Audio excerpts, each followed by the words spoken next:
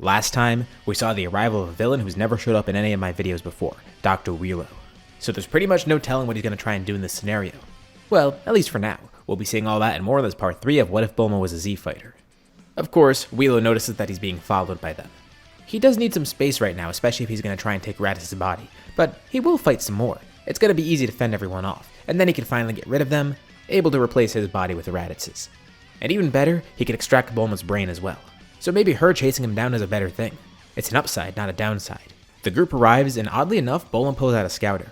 Yamcha wonders what she's doing with it. They could sense Dr. Wheelo, and she knows how to sense Ki pretty well by now. But she says it's not that. She's modified this. It's a pretty useful device, and she's made some upgrades to it too. This was actually inspired by Tao.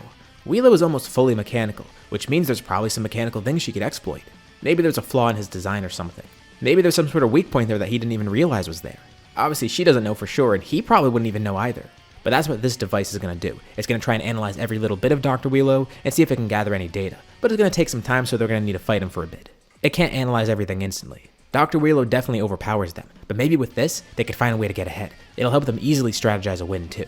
It's pretty funny to her because this is just built to help her with developing different items. Basically beta testing any of the tech she makes, but in this battle, it's actually going to be very useful. Due to his size, Dr. Wheelo is also kind of weird to fight.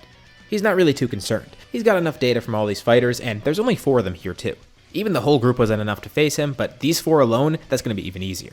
But he notices some weird laser pointers aiming at him. It's from Bulma's scouter. They basically pinpoint any weak points on Wheelo's body, pinpointing all the flaws in his construction. He doesn't even realize what's going on first, but then they start attacking him. Even with the weak points pointed out, they can't really do too much damage with it. There still is a huge gap in power, but this helps to make their attacks somewhat effective at least. To them, it's basically going to be a death by 1,000 cuts. They're going to have to slowly wear him down. Yamcha, Bulma, and Chi-Chi do most of the work. Chi-Chi focuses on fighting point blank, using only melee attacks, while Bulma and Yamcha keep their distance.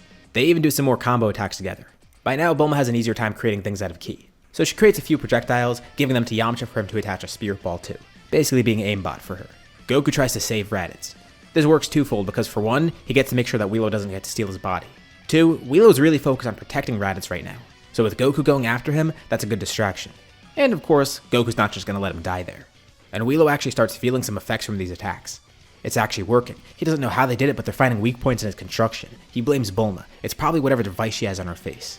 Goku gets in close, but Wheelo knocks him away, taking away his attention as Chi-Chi and Bulma attack together, simultaneously launching a Kamehameha at one of his weak points. Yamcha then quickly throws a spirit ball right under Goku's feet, which he uses as footing, jumping back up once more and grabbing onto Raditz, while also launching a flurry of Ki blasts down at Wheelo, mainly just to blind him. And he's barely able to do it, pulling Raditz out of his claw. Raditz is mad at accepting his help though. He says none of this would happen if they let him leave this planet. How does Wheelo relate to that though? And then Raditz explains what he was trying to do. First of all, Goku's surprised that he did even try to leave. He didn't even realize that the ship was fixed enough for that. But more importantly, he says this is kind of on Raditz. He didn't need to get mad and just melt everything over there. But maybe if they didn't let Raditz go off on his own, this wouldn't have happened either. It doesn't seem to matter though. Wheelo says he would have awakened regardless. And no matter what tricks they use, they're not going to win. Raditz can't fight right now due to his injuries. But thankfully, a few other people fly over. Ten, Krillin, and Chaozu, with Chaozu telekinetically carrying an unconscious Piccolo. And Wheelo sees his plans falling apart. Of course, he didn't really plan anything either. This all happened on a whim. Maybe he was too arrogant, too confident in his own strength. And why wouldn't he be? He's so much more powerful than everyone else, so much smarter than them too. He is impressed with their abilities, not only their strength, but their strategy, their teamwork, and probably most interesting to him, the smarts that Bulma utilized. And she's a strange case. He's impressed that she's even fighting in general. Her brain combined with her fighting expertise, she makes for a pretty powerful warrior. And this just fuels him even more. He needs to get a better body. He needs to preserve Raditz for himself. And same for Bulma. He wants to analyze her, extract any info from her brain that he could use. He'll be the smartest and strongest thing in existence. He already is now, but he'll be even better than before. Imagine that, a powerful alien body with the potential for growth. He still doesn't know much about Saiyans, but it seems like they're very powerful compared to humans. That strong Saiyan body with the knowledge of the smartest scientists on Earth. He'll be unstoppable. He just needs to make it through this, and he has one last resort. He does need to be careful about this though. It's a powerful attack, but it might destroy the people that he's trying to use for himself. Wheelo then suddenly stops fighting and launches high up into the atmosphere, and they try to follow after him, wondering where he's going. Is he retreating back to his lab? That's not gonna work. They know where it is. They just need to land a few more powerful attacks on those weak points, and he'll probably be dismantled. Bulma's scouter has been pointing out even more weak spots. They're exposing new flaws by exploiting the old ones. They almost have victory, and they can't let him get away. It's far too dangerous. They start getting really high in the atmosphere, and they're almost in space. They can't go too much further. But Wheelo continues going upwards. and they sense his ki spiking. They can't even see him, he's out of range right now. But 10 can. He focuses in, and he picks up something kind of terrifying. It looks like he's charging an attack aimed directly downwards. And it's no normal ki blast. It looks far stronger than any of the others. His entire body's glowing, and whatever this is aimed right towards them. It's not like they can go up and fight him either because they'll die in space. And they could use long-range ki attacks, but at this distance, it might be kind of hard. There's only one way they can go, back down. They have to go back down to the surface, defending against whatever this is. Wheelo continues charging his attack, his ultimate move, the Planet Geyser. As everyone makes it back down to the surface, Raditz asks them what's going on, and they say he's launching some sort of attack back down here, and they need to defend against it. He calls them crazy. That's not gonna work. They saw how powerful he was. But Goku says it's their only option. And then another voice butts in. It's Piccolo, still injured from his previous fight. But he says he's gonna have to agree with Goku here. Their only other option is standing there and let it happen. If this really will lead to their death, they might as well go out trying to defend themselves. There's a small flare of light in the sky, and it starts growing larger and larger as it comes down, as the Planet Geyser is fully charged, being launched directly down. This will probably kill everyone down there, but hopefully it keeps their bodies intact. That way he could still use Raditz and Bulma.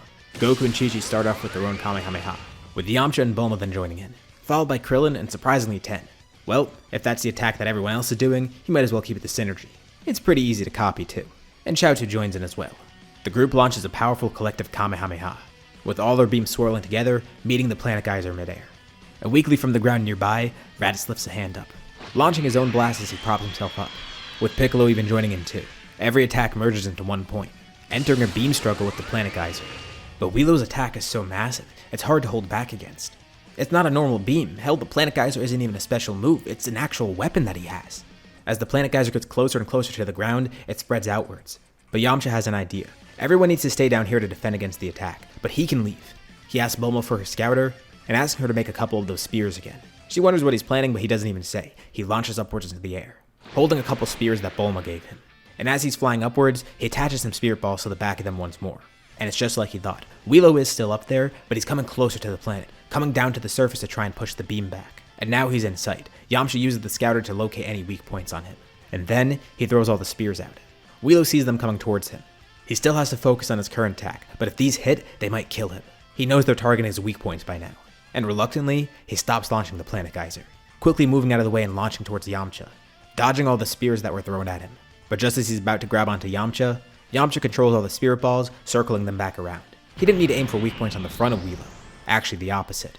Before Wheelo can grab onto him, the spears penetrate through his back, skewering him and knocking him downwards, with Yamcha quickly launching a blast to knock himself backwards. Wheelo tries to recuperate, but it's already too late. He plummets down directly into the combined beam from below.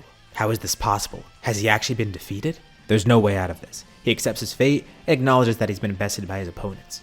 Well done. He would have really benefited from taking everything from them. The spears that skewered him then explode, with the beam then colliding with Wheelo, completely breaking him apart as his weak points get exploited, with pieces of him raining down from above, including his giant brain, which is kinda disgusting, but that just confirms that everything's been dealt with. Yamcha lands back down, with Bulma cheering him on and thanking him for that, but he thanks everyone else down here. It was their beam that did him in after all. He just acted as a catalyst to kill him. And Bulma finds it very weird that guy used technology to grow stronger. Like, look at her, she was able to do it all naturally. Plus, she gets to keep her good looks while she's at it. That dude was ugly as hell, and giant, and not human looking. And he still lost. He gave up everything, and it wasn't worth it in the end. It reminds her of Tao in a way, although much more extreme, making her even more wary of using tech to become stronger. She gained strength through hard work. But using the scouter in this battle did help her. While she doesn't want to use tech as a crutch to grow stronger, she could use it in tandem with her strength. She doesn't need to install herself with different robot parts to make herself stronger. But tech can help her grow, being used as a tool for her training, or even for battle. Following the encounter with Dr. Wheelo, there's a bit of a peace period on Earth. Piccolo slowly assimilates more with the group. The same does kind of happen with Raditz, but is a lot more gradual. It's more so everyone just learning to tolerate him. And a couple rivalries emerge from this period of peace. Of course, there's Goku's rivalry with Piccolo, with Bulma and Chi-Chi still being rivals here too. But there's two other surprising ones that emerge. One is a rivalry between Ten, Krillin, and Chaozu. This one isn't really too weird, since they were always together anyways, but this is mainly because they've been outpaced by Goku. And while Yamcha kinda is close to their level, he has a different rival that he's focusing on surpassing. And the rivalry isn't really too friendly, and that's Raditz. Yamcha still doesn't really like Raditz too much, especially because at one point he was trying to steal Bulma from him. A while ago for Yamcha, he thought that Ten might try and steal Bulma, but that never happened. And it's not even something that he'd do. But Raditz, Yamcha is actually kind of annoyed by him. It's not like anything he does will work anyways. But Yamcha just wants to be able to beat him up just in case he needs to. Also because Raditz still kind of might be a threat to them, even though he's kind of calmed down a bit. And despite Goku being the target of Raditz in the first place, he's actually the most welcoming of Raditz, which doesn't really surprise everyone else too much. Most of them were Goku's enemies at some point, so it isn't too strange. Bulma also developed something pretty interesting. From all the parts of Wheelo that fell from the sky, she gathered them up, mainly because she wanted to make sure that he's really dead and that he wouldn't be put back together. But also she did want to study him, see what kind of tech he was working with. And she's repurposed the different parts of him, basically building different copies of Wheelo. They're a lot weaker and they're fully robotic. They're only going to be used for training here, basically robots that they could fight. She's mainly only using the parts for him because, well, the build that he had was pretty interesting. The materials he used seemed pretty durable. And despite some of the flaws, the construction was pretty good too. So she saw an opportunity, and now she has a few drones to train with. Goku finds this kind of funny because it reminds him of Vader. These things aren't really androids like him, but it doesn't bring him back down memory lane. Speaking of Goku, he does want to reach a new level of power, and doesn't really know where to go next, but Kami points him to King Kai, getting him a pass to that planet. And Goku just abruptly leaves one day. With Raditz wondering where his brother even went, he'll train for Kakarot's return and will beat him, no matter where he is. And Piccolo also kind of has the same mindset. He still hasn't fully beaten Goku, and you know, maybe him and Raditz have something in common. Why not work together? Interesting. Does this Namekian want to take over the planet too? No, it's not that. Oh, does he want to track down Frieza and kill him? No, it's not that. Piccolo doesn't even really know who that guy is. Then what are they teaming up for? Piccolo says that he just wants to beat Goku. The two of them are powerful enough to train together, and it's better to train together than training alone. And this is kind of lame to Raditz, but sure, he does still want to beat Kakarot, but the other two options sounded better to him. They could even use that new gravity training that Bulma just made, or those different drones that she made too. But Raditz doesn't really know about that. He's not really allowed around Capsule Corp. And Piccolo probably isn't either because everyone's terrified of him. He can't just waltz in public. Oh yeah, that is true. By now, about a year has passed. Raditz and Piccolo have been training together. At this point, Raditz has learned to sense ki as well, learning how to control his ki better. Mainly thanks to Piccolo. The two are learning a lot from each other, with Piccolo also learning a little bit more about his people. Raditz doesn't really know much about them, but Piccolo now has a little bit of a better idea on his origin. He also learns about Frieza too, and the Saiyans, with Raditz wondering if Vegeta will ever show up. He's not going to, nor is Frieza, but maybe someday they'll take him off this planet. Despite him being more complacent now, he still does really want to leave this place. And one day, they each sense some strange powers approaching. The powers get closer to them. They're being stalked. Piccolo and Raditz act casual, and then once the powers get close enough, they get ready to attack. The Keys are malicious. They know they're out to get them, so they immediately launch their attacks, raising the entire area around them. And they did catch their opponents off guard, injuring them a little bit too. Piccolo doesn't know who these people are, and Raditz's eyes widen. They're alien, and their armor. It looks weirdly like the Frieza Force armor, but it's not the Frieza Force armor. At first he thought maybe there was someone here to get him, but that's not the clothes the Frieza Force wears. It's a group introducing themselves as the Armored Squadron, and they look pretty surprised to see a Saiyan here. Unfortunately for them, these two aren't going to hesitate to attack, with Piccolo and Raditz working together to fight off this threat, not even giving them a chance to do anything. And it is a pretty tough battle. The two of them are almost beaten, especially because they're outnumbered 3-2. But for some reason, the Armored Squadron randomly retreats, not seeing the end of the battle through. It really could have gone either way. Raditz and Piccolo of course try to chase them down. Unfortunately, the Armored Squadron does lose Naze, being held back by Piccolo and Raditz, although also being a distraction for the other two to escape. Piccolo asks what the hell that was, and Raditz doesn't really know either, but he does have an idea. Those might have been spies. He doesn't know who for, but definitely someone like Frieza. Maybe another faction out there like the Frieza Force. Piccolo and Raditz fly over to Goku's house trying to give him the news. But Goku's still not there. Chi-Chi is there though, and she's ready to fight them off, with Gohan even squaring up against them. But Piccolo tells her to calm down, they're not here to fight. They explain what's going on, and she reluctantly gives them both senzus, still not happy about Raditz being around. But clearly something bad's going on. Raditz actually does get a nice boost in power from this too. But right now, that's not important to him.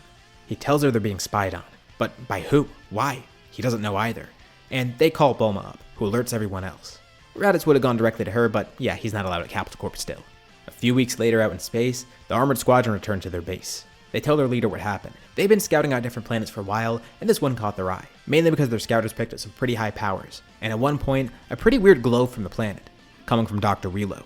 But what they found was way weirder than whatever they expected, and their leader thanks them for this news. They definitely will be returning soon, as Cooler wonders what he should do next. And this is where we'll leave off for now.